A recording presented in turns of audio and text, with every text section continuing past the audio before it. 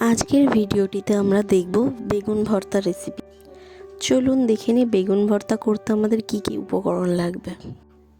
আমি এখানে একটা বড় সাইজের বেগুন নিয়েছি, মাঝারি সাইজের দুটো টমেটো, বড় সাইজের দুটো পেঁয়াজ, দুটো বড় কাঁচা লঙ্কা কুচি, শুকনো লঙ্কা দুটো, অল্প গোটা জিরে, পরিমাণ মতো নুন, রান্নাটা আমরা সর্ষের তেলেই করব, আর ধনেপাতা কুচি একটু বেশি পরিমাণে নিলেই ভালো হয়।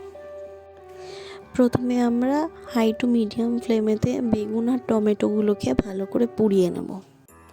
পোড়ানো হয়ে গেলে খোসা ছাড়িয়ে বেগুন আর টমেটোটাকে আমরা ভালো করে মেখে নেব। আমি এখানে দুটো আলাদাভাবে মেখে শেষে একটা আরেকটার সঙ্গে মিশিয়ে দিয়েছি। মেশানোর পর আমি পরিমাণ মতন লবণ দিয়ে বেগুন আর টমেটোর মিশ্রণটা আবার ভালো করে মেখে নিয়েছি। রান্নায় যতটা লবণ ব্যবহার হবে আমি বেগুনটা মাখার সময়তেই বেশিরভাগটা সেখানে দিয়ে দিয়েছি। তারপর কড়াতে তেল গরম করে আমরা অল্প করে লবণ নিয়ে তেলটা নাড়াচাড়া করে নেব। তারপর তাতে গোটা জিরে আর শুকনো লঙ্কা ফোড়ন দিয়ে আমরা হালকা লাল করে ভেজে নেব।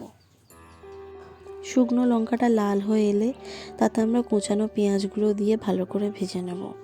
ভাজার সময় তাতে আমরা কাঁচা লঙ্কা কুচিগুলোও দিয়ে দেবো।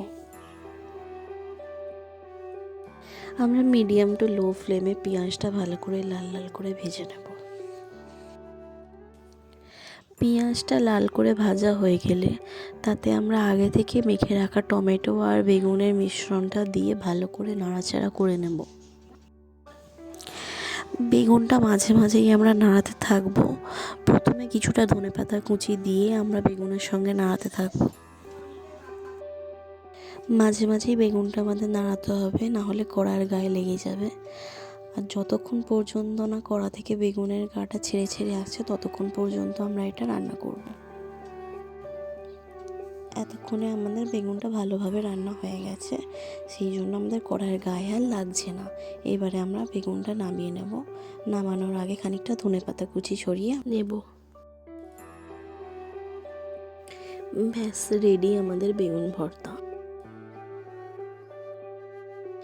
এবার নামিয়ে মনের মতন করে ডেকোরেশন করে গরম গরম পরিবেশন করুন।